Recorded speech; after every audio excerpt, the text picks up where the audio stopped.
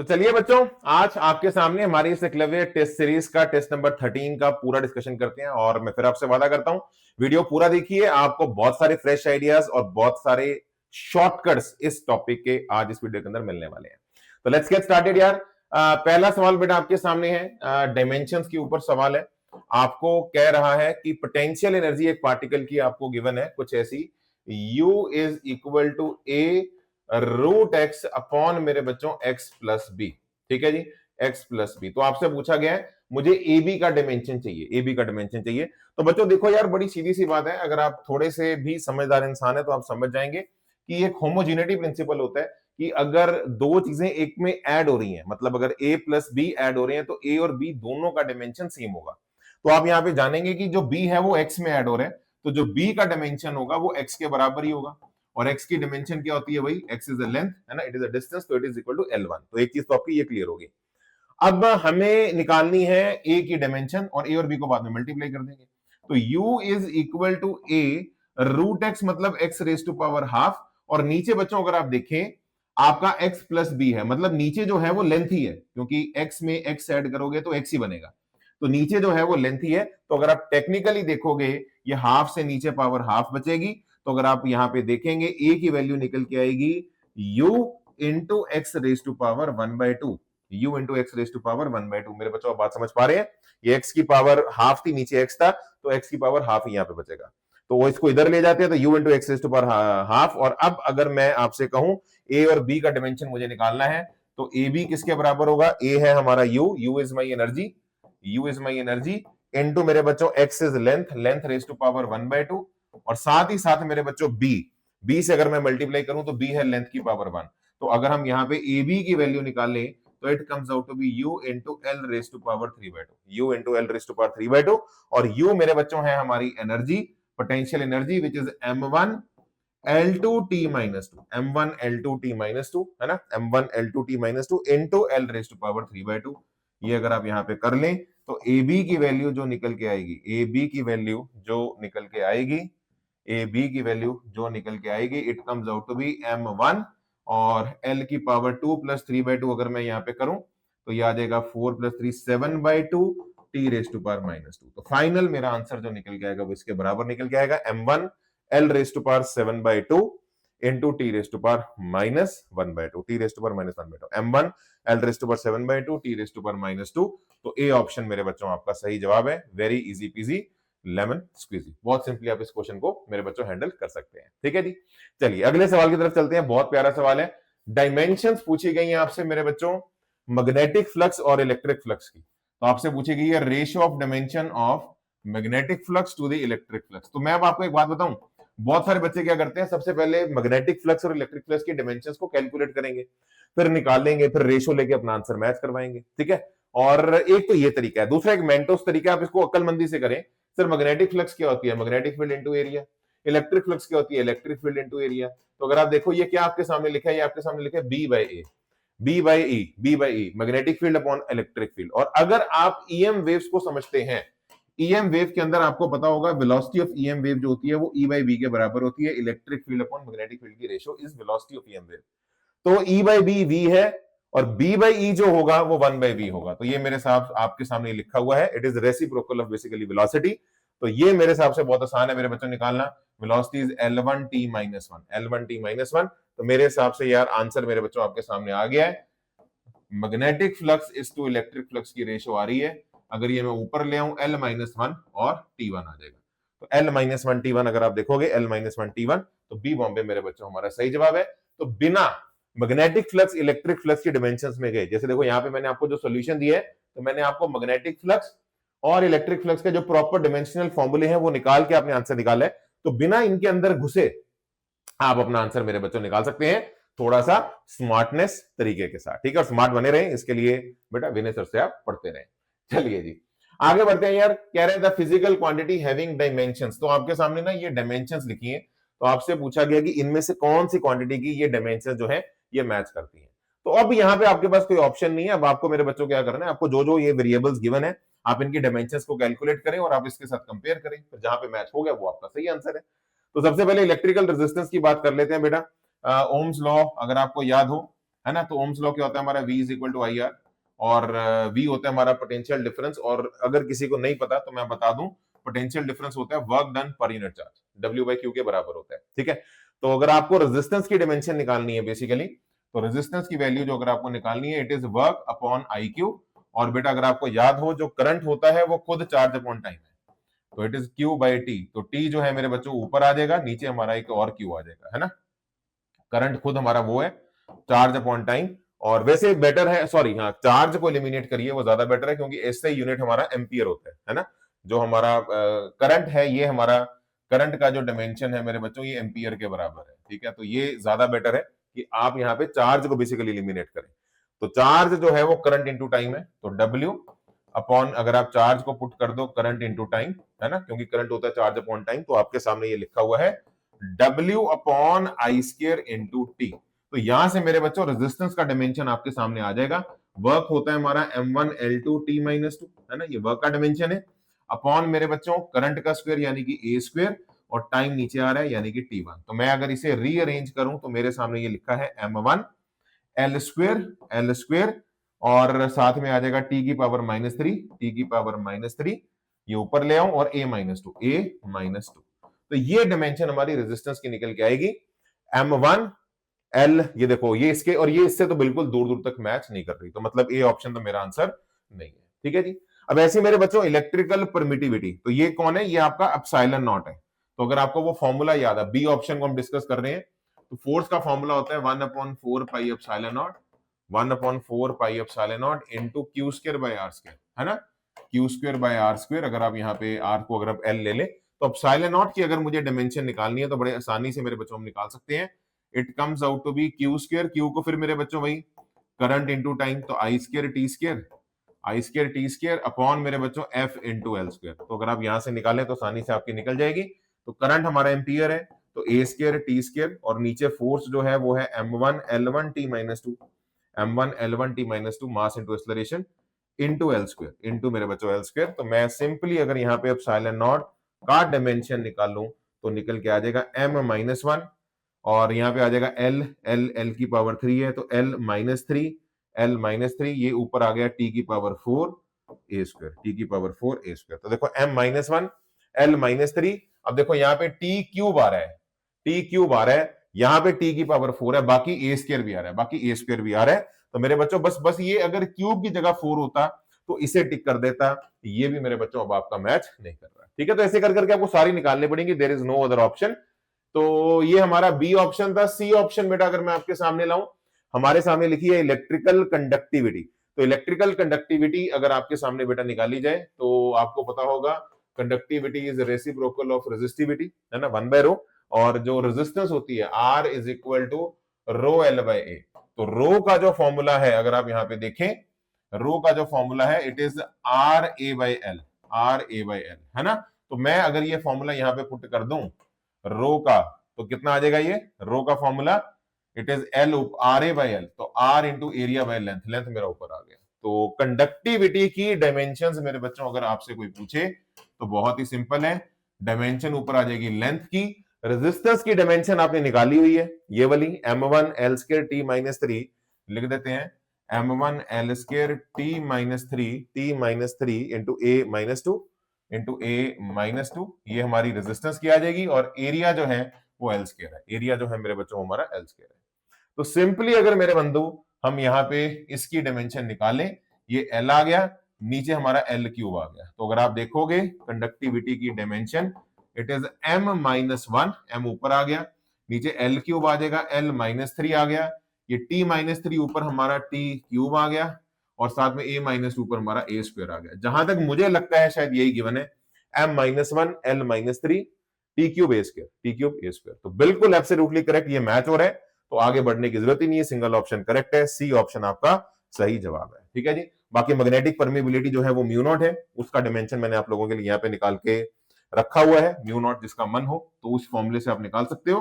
तो mu naught का dimension जो निकल के आता है वो ये वाला निकल के आता है, तो वो भी आपका मैच नहीं करेगा, ठीक है जी। तो ये मेरे बच्चों आपका बिल्कुल सही जवाब है जो आपके सामने अभी निकल कर आया है। आगे बढ़ते हैं अगले सवाल की तरफ। अगेन बहुत हमारा होमोजेनिटी प्रिंसिपल के ऊपर का सवाल है, कह रहा है P plus A by V square into V minus B is equal to मेरे बच्चों R T, dimensions of quantity A B by R, मुझे ए बी बाई आर की वैल्यू निकालनी है।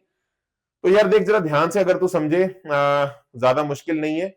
आपके सामने मेरे बच्चों लिखा है P plus A by V square into V minus B जो है ये आर टी के बराबर है, दिस इज इक्वल टू विनेसर आर टी। तो मैं अगर और कुछ ना करूं, एक तो मैं ये समझ सकता हूं कि प्रेशर में जो चीज ऐड हो रही है वो प्रेशर ही होगा, तो ए बाय वी स्क्वेयर का डायमेंशन है प्रेशर के बराबर ही होगा, तो डायमेंशन ऑफ ए जो होगा वो पीवी स्क्वेयर ही होगा, है ना। एक तो आपको ये पता होना चाहिए, प्रेशर इंटू वॉल्यूम स्क्वेयर, ए का डायमेंशन मुझे मिल गया। दूसरा बेटा हमारा बी जो है वो वॉल्यूम से सब्ट्रैक्ट हो रहा है, तो जो बी होगा वो वॉल्यूम के बराबर ही होगा, बी जो होगा वो वॉल्यूम के बराबर ही होगा। यस विनय सर, ये भी बात आपकी सही है। तीसरी चीज आपको क्या पूछ रहा है, ए बी बाय आर, तो वो आर हमारा वही गैस कांस्टेंट, वही ए बी बाय आर। तो अगर आप वही इक्वेशन याद रखें, पीवी इज इक्वल टू, अगर मैं एनआरटी याद रखूं, है ना, तो वही लिखा है ना ये एक तरह से, ये प्रेशर है, ये वॉल्यूम है ना, बस वॉल्यूम माइनस वॉल्यूम वॉल्यूम ही होगा, प्रेशर प्लस प्रेशर प्रेशर ही होगा, तो पीवी इक्वल टू एनआरटी ही लिखा हुआ है। तो आर का डायमेंशन अगर आप निकालेंगे, आर का डायमेंशन अगर आप निकालेंगे, तो आर का डायमेंशन निकल के आएगा PV by NT, PV by NT. N तो चलो हमारा नंबर है, नंबर ऑफ मोल्स है। मुझसे क्या पूछ रहा है, मुझसे पूछ रहा है ए बी बाय आर की वैल्यू।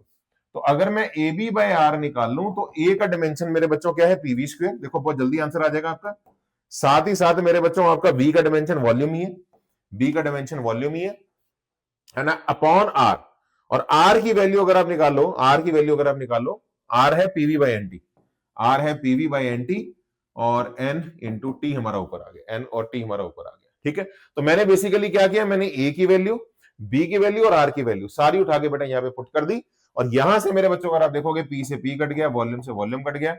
और अगर आप इसका प्रॉपर डायमेंशनल फॉर्मूला निकालो ए बी बाई आर का प्रॉपर, तो आपके सामने क्या आ रहा है, ये वॉल्यूम इंटू वॉल्यूम, वॉल्यूम का स्क्वायर आ जाएगा, और एन तो डायमेंशन लेस होगा क्योंकि ये तो नंबर ऑफ मोल्स है आपका, और साथ में आपका आ जाएगा डायमेंशन ऑफ टेम्परेचर। तो टेम्परेचर का जो डायमेंशन होता है वो केल्विन होता है, टेम्परेचर का ऐसे यूनिट केल्विन है।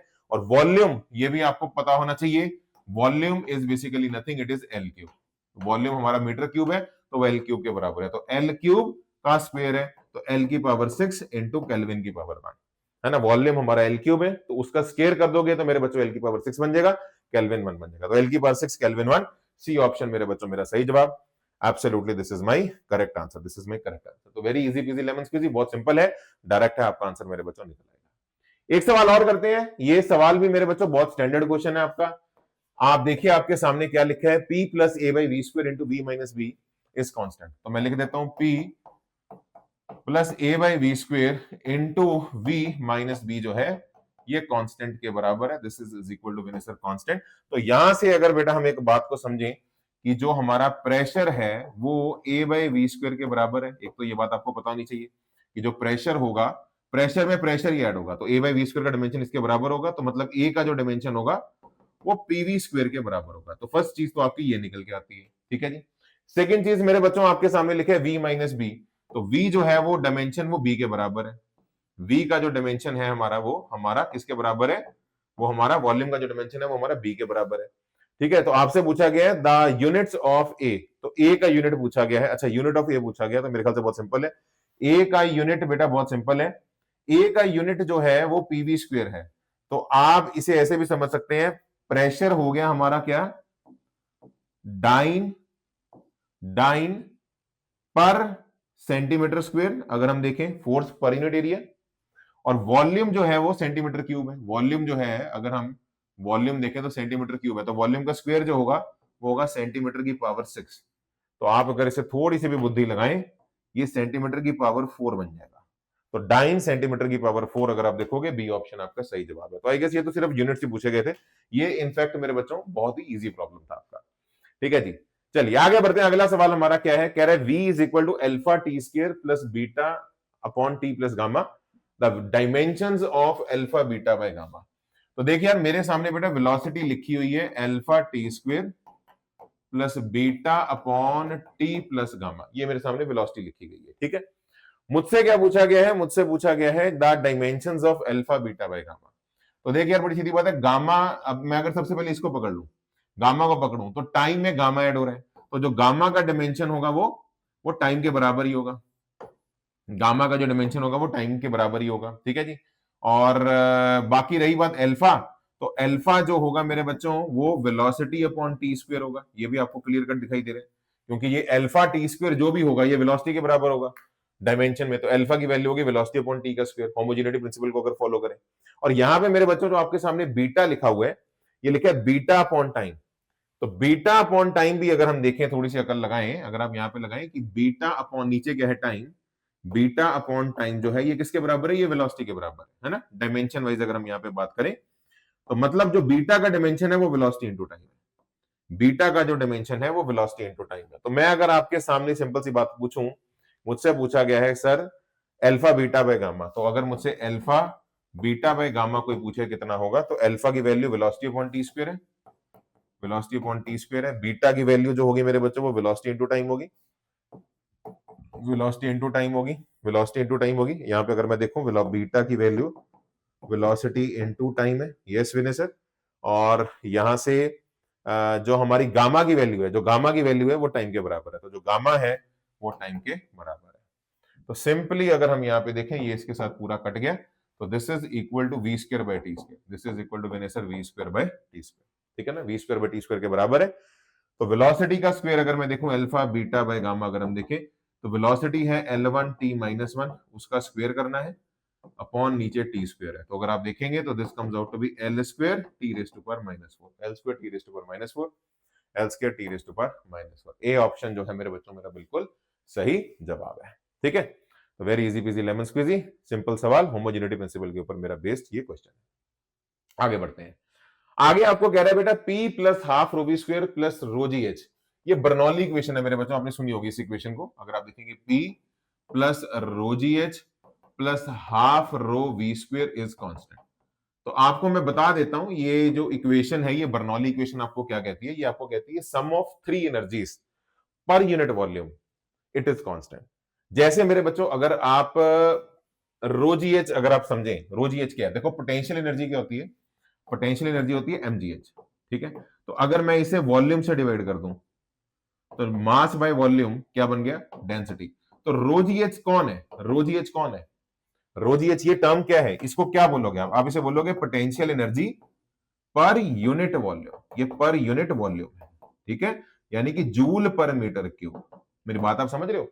ऐसे ही काइनेटिक एनर्जी होती है हाफ एम वी स्क्वायर, आप उसको अगर वॉल्यूम से डिवाइड करोगे, अगर आप काइनेटिक एनर्जी होती है हमारी हाफ एम वी स्क्वायर, है ना, वी यहां पे वेलोसिटी है, तो अगर मैं इसे वॉल्यूम से डिवाइड करूंगा, मास बाय वॉल्यूम बन गई डेंसिटी, तो हाफ रो वी स्क्वायर भी क्या है, kinetic energy per unit volume, joule per metre cube.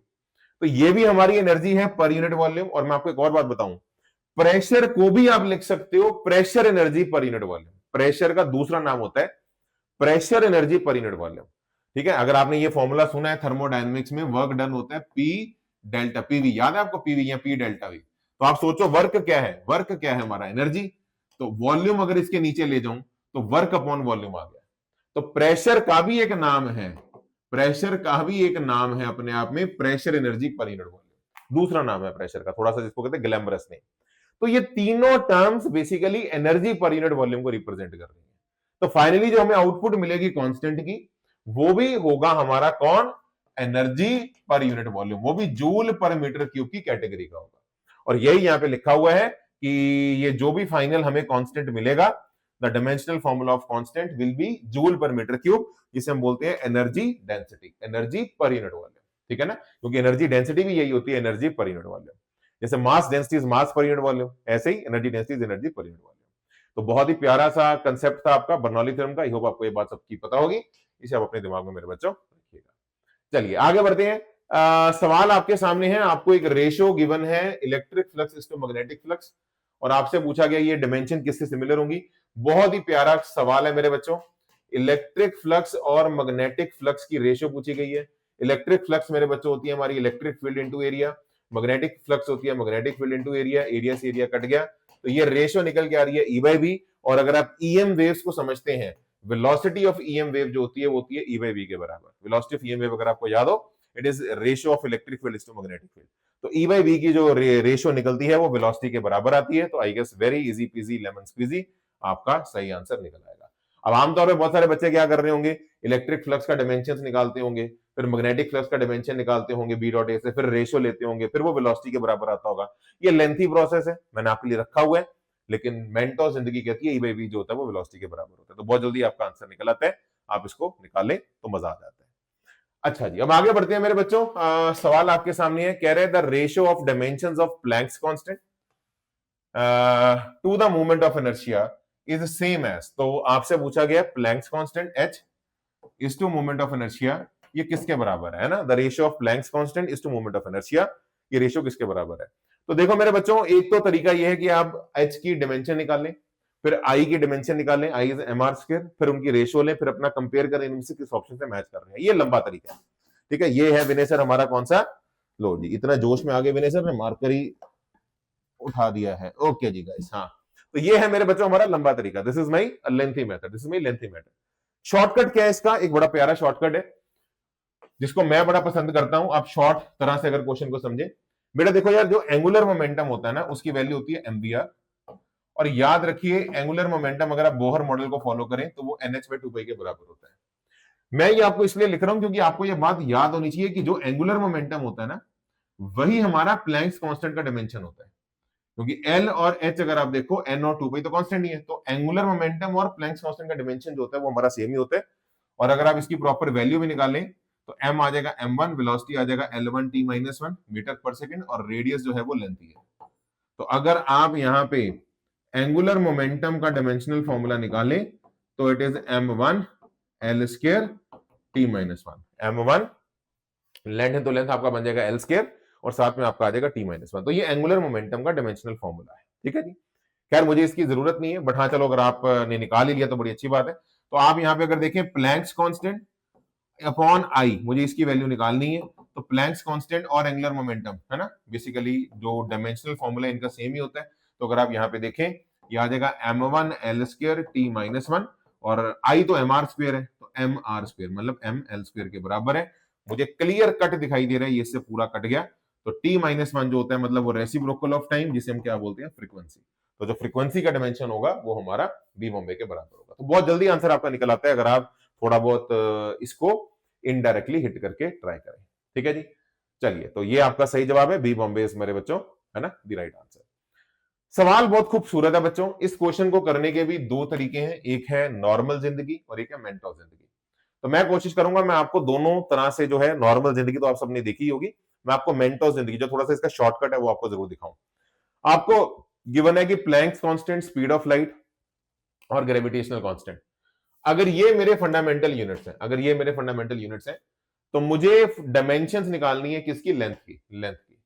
तो बेटा देखो मैं क्या मान लेता हूं, लेंथ जो है मान लेते हैं जो हमारा प्लैंक्स कांस्टेंट है उसकी पावर a के प्रोपोर्शनल है, और जो ग्रेविटेशनल कांस्टेंट है उसकी पावर b के प्रोपोर्शनल है, और जो स्पीड ऑफ लाइट है उसकी पावर c के प्रोपोर्शनल है। ऐसे ही है ना। तो Planck's constant, speed of light, है ना, तो मैं स्पीड ऑफ लाइट को यहाँ पे b ले लेता हूं, ठीक है ना।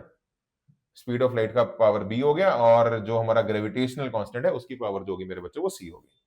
तो कहने का मतलब हमारा क्या है कि जो हमारा, देखो हम क्या कर रहे थे, हम अभी अभी अभी मैंने आपके सामने अभी हमने प्लैंक्स कांस्टेंट का डायमेंशन, अगर किसी को नहीं पता तो मैं बता देता हूं। प्लैंक्स कांस्टेंट का डायमेंशन बहुत सिंपल है। हमारा जो एंगुलर मोमेंटम होता है L, दैट इज mvr, ये nh/2π के बराबर होता है। तो जो एंगुलर मोमेंटम का डायमेंशन होता है ना वही प्लैंक्स कांस्टेंट का डायमेंशन होता है, बिकॉज n और 2π तुम्हारे डायमेंशनलेस है। तो अगर आप ये निकालना चाहो तो निकाल सकते हो। m की पावर आ जाएगी m1, वेलोसिटी आ जाएगा L1t-1, है ना, मीटर पर सेकंड, और साथ में आ जाएगी लेंथ L1। तो अगर आप यहाँ पे प्लैंक्स कांस्टेंट का डायमेंशनल फॉर्मूला निकालेंगे तो आ जाएगा m1 L स्क्वायर t-1 मेरे बच्चों, ठीक है। तो ये प्लैंक्स कांस्टेंट का डायमेंशन है आपका। तो आप ये मानते हैं कि जो हमारा आम तौर पे हम क्या करते हैं, प्लैंक्स कांस्टेंट का डायमेंशन मास लेंथ टाइम में निकालते हैं। हम मानते हैं कि मास लेंथ टाइम अगर मेरे फंडामेंटल है तो प्लैंक्स कांस्टेंट का डायमेंशन कितना होगा।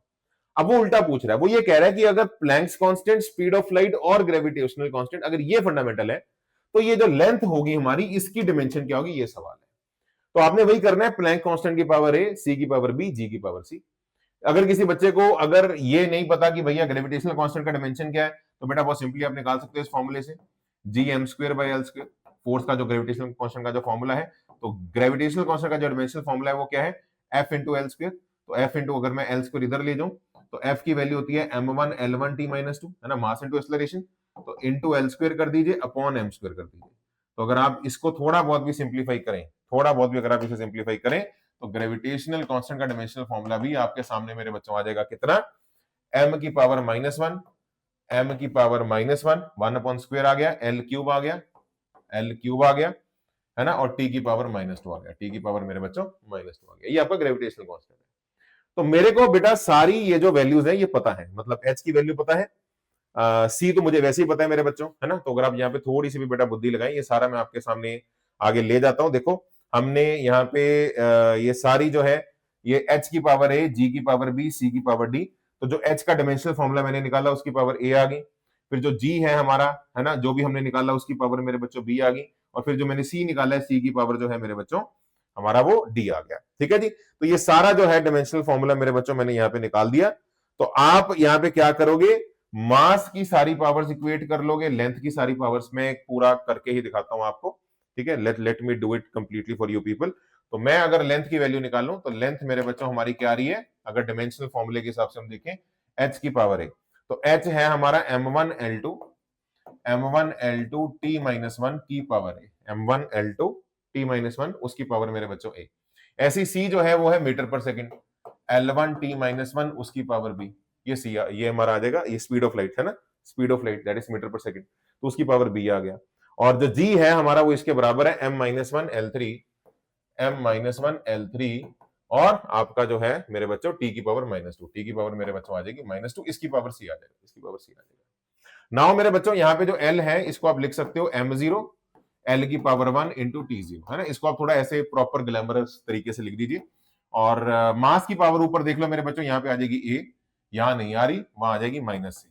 ऐसे लेंथ की पावर मेरे बच्चों यहाँ पे आ जाएगी 2a, यहां से अगर हम देखेंगे आ जाएगी +b, वहां से मेरे बच्चों हम देखेंगे तो आ जाएगी +3c।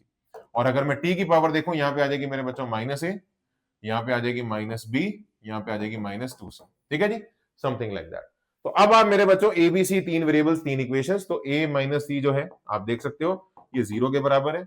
ऐसे ही मेरे बच्चों हमारा 2a + b + 3c जो है ये हमारा 1 के बराबर है। और ऐसे ही मेरे बच्चों -a - b - 2c जो है मेरे बच्चों ये हमारा किसके बराबर है, दैट इज इक्वल टू 0, ये हमारा 0 के बराबर है। तो बेसिकली ए बी सी तीन वेरिएबल्स हैं, तीन इक्वेशंस हैं, आप इनको आराम से बैठ के सॉल्व करिए, बाद में आप जो भी ए बी सी की जो भी पावर्स बनेगी उस हिसाब से आप अपनी ऑप्शंस को मैच मेरे बच्चों कर सकते हैं। तो this is one way of doing this question which is very standard, which is very normal. इसी चीज को करने का एक मेंटो जिंदगी भी है। नाउ व्हाट इज मेंटो जिंदगी, ठीक है, तो आप इसको सॉल्व कर लीजिए, आपका आंसर मेरे बच्चों जो है वो एग्जैक्टली मैच कर जाएगा। आप अगर देखेंगे मैच करके आप देख लेना, फाइनल आंसर आपका ये इस फॉर्म के अंदर आ जाएगा, है ना, Hg/c³ का अंडर रूट। इसका ना एक शॉर्टकट, एक मेंटो जिंदगी है जो मैं बच्चों को देना चाहता हूं, जो बड़ा ही, है ना, मतलब मेंटो जिंदगी मतलब एक शॉर्टकट जो है जो बहुत ही सारे बच्चों को बहुत ही ऐसे सॉल्यूशंस जो है काफी लुक्रेटिव लगते हैं और मेरे बच्चों काफी इंटरेस्टिंग लगते हैं। क्या है वो हमारा मेंटो जिंदगी वाला सोल्यूशन? मेंटो जिंदगी का सोल्यूशन मेरे बच्चों ये है कि मैं ये मान लेता हूं कि जो एफ है ये फॉर्मूला वो gm²/l² के बराबर है। ठीक है जी, यस विनय सर। तो मैं अगर आपको ये बोल लूं कि जो हमारी एनर्जी होती है, प्लैंक्स कांस्टेंट अगर आप याद रखें वो होता है h × f, यानी कि h अपॉन टाइम, और एनर्जी को बेटा मैं लिख सकता हूं फोर्स इंटू लेंथ, एनर्जी को मैं लिख सकता हूं मेरे बच्चों क्या, फोर्स इंटू लेंथ। ठीक है जी, तो आप एक काम करें, और हाँ, और F is equal to M A भी होता है, F is equal to M A भी होता है, और मास को आप लिख सकते हो वेलोसिटी अपॉन टाइम, मास को लिखते हो वेलोसिटी अपॉन टाइम। तो मैं काम करता हूं, मैं लेंथ को जनरेट करता हूं, किस किस में मुझे लेंथ चाहिए, किस किस में मुझे लेंथ चाहिए, किस में, G में, C में और प्लैंक्स कांस्टेंट में। तो मुझे बाकी सारी चीजें जो है टाइम और मास मुझे एलिमिनेट करना है। तो सबसे पहले तो बेटा बच्चों मैं ना मास को ही उड़ा देता हूं, मुझे मास नहीं चाहिए, मास है मेरा, अगर मैं इस इक्वेशन को देखूं तो मास है मेरा f इंटू टाइम बाय सी, f इंटू टी बाय सी। तो मैं अगर यहाँ पे इस वैल्यू को पुट करूं g, और मास की वैल्यू अगर मैं यहाँ पे देखूं तो मेरे बच्चों कितनी आ जाएगी, f² into t² bye c² upon l², upon मेरे बच्चों l², ऐसे ही है, अपॉन l², ऐसे ही है। आप देखिए जरा मेरे बच्चों क्या आ जाएगा, g, है ना, g/l², और m² की वैल्यू अगर मैं देखूं तो आ जाएगी हमारी f² t² बाय c², बिल्कुल सही बात है। और यहां पे मेरे बच्चों आ जाएगी फोर्स। ठीक है, और अगर मैं दोनों तरफ लेंथ से मल्टीप्लाई कर दूं, मैं अगर लेंथ से मल्टीप्लाई कर दूं तो मुझे ऐसा लगता है काफी हद तक हमारा काम सॉर्टेड है। एफ इंटू लेंथ मेरे बच्चों बन जाएगा एच बाई टी, ये बन गया एफ इंटू एल जो है ये बन गया एच बाई टी। तो मैं यहां लिख देता हूं this is equal to H by T is equal to G into G into G into. अच्छा, एक और इंटरेस्टिंग बात आपको बताता हूं, ठीक है। अगर आप यहाँ पे और चलो एक काम करते हैं, यहीं पे करते हैं, छोड़ो छोड़ो इसको, थोड़ा सा और ऐसे करते हैं। आप अगर यहाँ पे बेटा एफ को एफ से कट कर दें और अगर आप यहाँ पे इस लेंथ को एफ को इस लेंथ से मल्टीप्लाई कर दें तो आपके सामने क्या बचा, एक लेंथ बचा इधर, एक लेंथ बचा इधर, आप देखो जरा। और एफ इंटू लेंथ मेरे बच्चों आपके सामने बन गया क्या, एच बाई टी। तो ये आपके सामने जी बना है, ये जी बना है।